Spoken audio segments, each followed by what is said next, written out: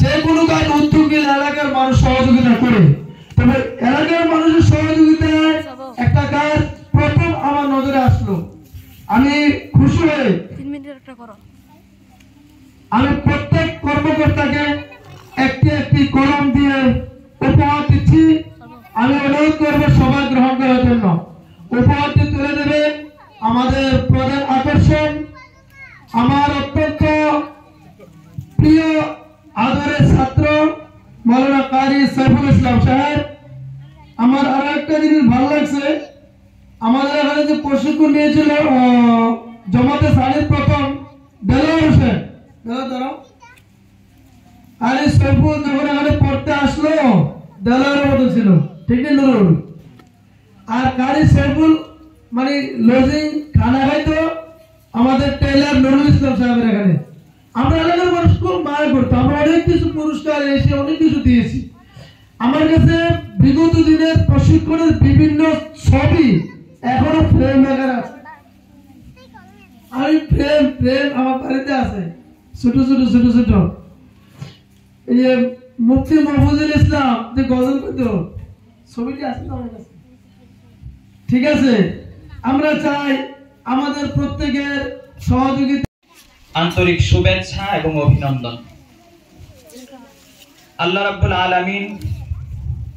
রাব্বুল আলামিনের অসংখ্য অগণিত শুকরিয়া আদায় করি যে মহান আল্লাহ সুবহানাহু ওয়া তাআলা আমাদের সবাইকে এই বিদায়ী অনুষ্ঠানে অংশগ্রহণ করার তৌফিক দান করেছেন। সবাই আল্লাহ রাব্বুল আলামিনের শুকরিয়া আদায় করি, আলহামদুলিল্লাহ।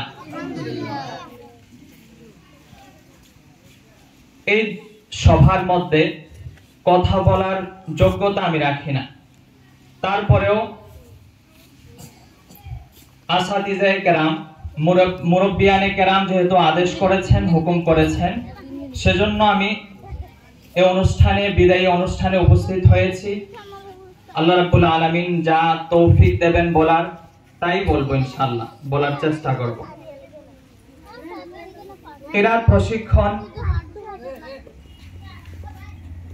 কিরাত প্রশিক্ষণের গুরুত্ব কতটুকু তা আমরা সবাই জানি। কারণ এর আগে প্রথম যে কিরাত প্রশিক্ষণ শুরু হয়েছিল কৈলাসহর ধর্মনগরের এই সাইডে, মানে আগরতলার এই সাইডে প্রথম কিরাত প্রশিক্ষণ শুরু হয়েছিল প্রমোদনগরে।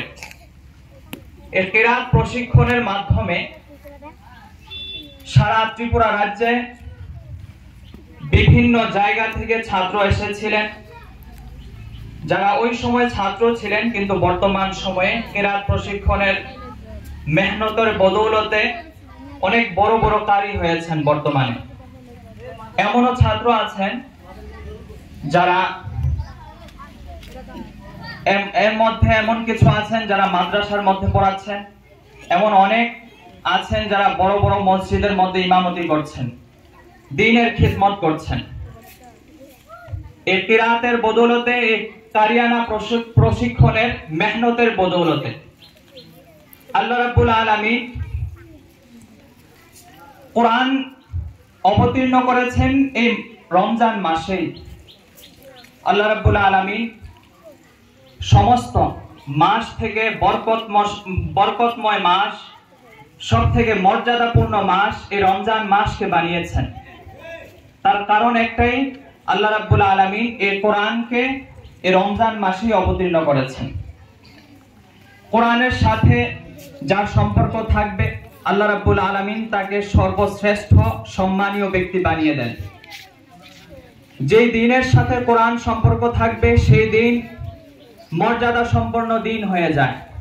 যে ব্যক্তির সাথে কোরআন থাকবে সে ব্যক্তি সম্মানীয় ব্যক্তি হয়ে যায়। সুতরাং কোরআনের সাথে সবাইকে সম্পর্ক রাখতে হবে, কারণ আল্লাহ রাব্বুল আলামিন সমস্ত কিছুর সমাধান এই কোরআনের মধ্যেই দিয়ে রেখেছেন। আল্লাহ রাব্বুল আলামিন এই কোরআনকে অবতীর্ণ করেছেন আল্লাহ রাসূল সাল্লাল্লাহু আলাইহি ওয়াসাল্লামের উপর, গোটা মানব জাতিকে, গোটা বিশ্ববাসীকে হিদায়াতের রাস্তা দেখানোর জন্য। আল্লাহ রাব্বুল আলামিন আমাদেরকে শুধু পাঠিয়ে দেননি,